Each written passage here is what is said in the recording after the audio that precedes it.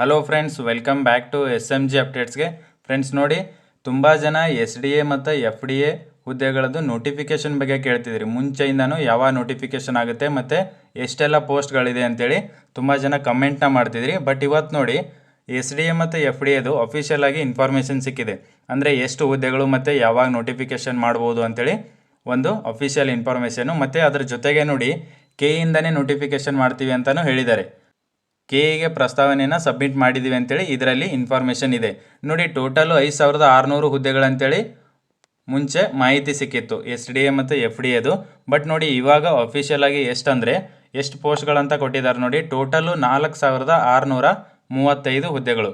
ಇದರಲ್ಲಿ ನೋಡಿ, ನಾನ್ HKದು 3597 ಇದೆ ಮತ್ತು HKದು ನೋಡಿ 1038 ಹುದ್ದೆಗಳು. ಟೋಟಲ್ 4635 ಹುದ್ದೆಗಳು. ಇದು ನೋಡಿ FDA ಆಗಿರುತ್ತೆ ಮತ್ತು ಅದಕ್ಕೆ ಇಕ್ವಿಲೆಂಟ್ ಪೋಸ್ಟ್ ಆಗಿರುತ್ತೆ, ಮತ್ತು SDA ಅದಕ್ಕೆ ಇಕ್ವಿಲೆಂಟ್ ಪೋಸ್ಟ್ ಆಗಿರುತ್ತೆ.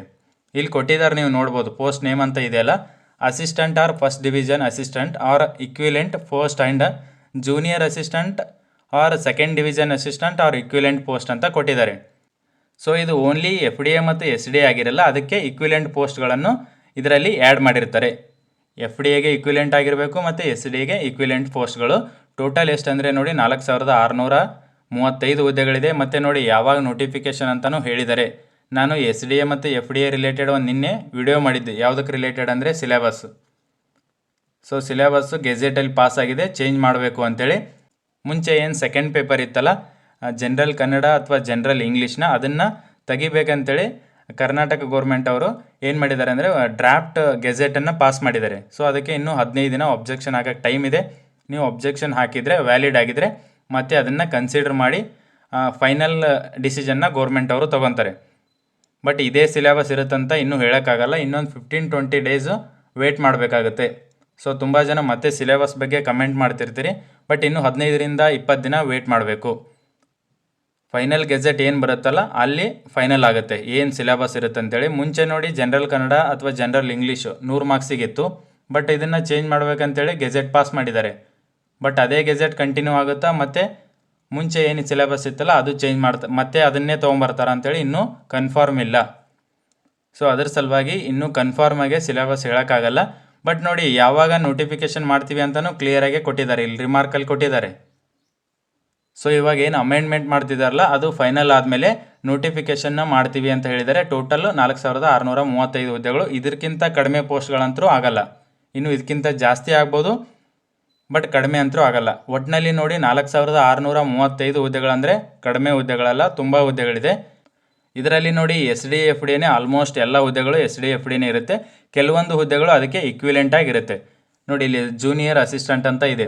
ಇದು ಲಾಸ್ಟ್ ಟೈಮ್ KE ಕಡೆಯಿಂದನೂ ಜೂನಿಯರ್ ಅಸಿಸ್ಟೆಂಟು ಮತ್ತು ಸೀನಿಯರ್ ಅಸಿಸ್ಟೆಂಟದು ನೋಟಿಫಿಕೇಷನ್ ಆಗಿತ್ತು. ಅದು ನೋಡಿ, ಸೀನಿಯರ್ ಅಸಿಸ್ಟೆಂಟು ಮತ್ತು ಜೂನಿಯರ್ ಅಸಿಸ್ಟೆಂಟು FDA ಮತ್ತು SDAಗೆ ಇಕ್ವಿಲೆಂಟ್ ಆಗಿರುತ್ತೆ.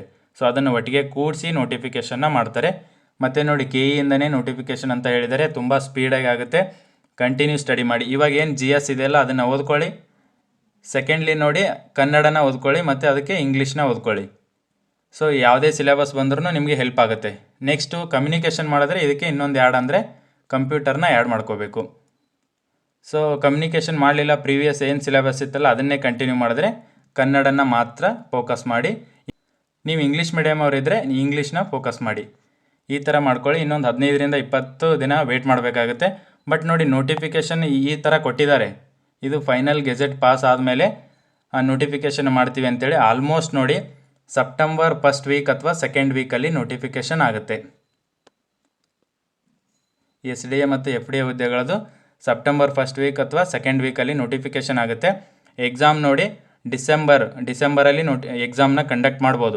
ಬಟ್ ನೋಡಿ, ಡಿಸೆಂಬರಲ್ಲಿ ಎಲೆಕ್ಷನ್ ಬಂದರೆ ಜನವರಿಯಲ್ಲಿ ಎಕ್ಸಾಮ್ನ ಕಂಡಕ್ಟ್ ಮಾಡ್ಬೋದು, ಜನವರಿಯಲ್ಲಿ. ಸೊ ನಿಮಗೆ ಎಷ್ಟು ಟೈಮ್ ಸಿಗುತ್ತೆ ಅಂದರೆ 3-4 ತಿಂಗಳು ಮ್ಯಾಕ್ಸಿಮಮ್ ಟೈಮ್ ಸಿಗುತ್ತೆ. ಸೊ ಸ್ವಲ್ಪ ಕರೆಕ್ಟಾಗಿ ಓದ್ಕೊಂಡ್ರೆ VOಗೆ ಹೆಲ್ಪ್ ಆಗುತ್ತೆ, SDA FDAಗೆ ಹೆಲ್ಪ್ ಆಗುತ್ತೆ. ಮತ್ತು PDOದೊಂದಿದೆ, ನಿನ್ನೆ ಮಾಹಿತಿ ಕೊಟ್ಟಿದ್ದೀನಿ, PDOದೊಂದು ನೋಟಿಫಿಕೇಷನ್ ಆಗುತ್ತೆ. ಸೊ ಅದಕ್ಕೆಲ್ಲ ಹೆಲ್ಪ್ ಆಗುತ್ತೆ. ತುಂಬ ಹುದ್ದೆಗಳದು ಗ್ರೂಪ್ ಸಿ ಇದೆ. ಗ್ರೂಪ್ ಸಿ ಹುದ್ದೆಗಳು ತುಂಬ ಇದೆ. ಸಬ್ ರಿಜಿಸ್ಟರ್ ಇದೆ, ಗ್ರೇಡ್ 1 ಗ್ರೇಡ್ 2 ಸೆಕ್ರೆಟರಿ ಇದೆ.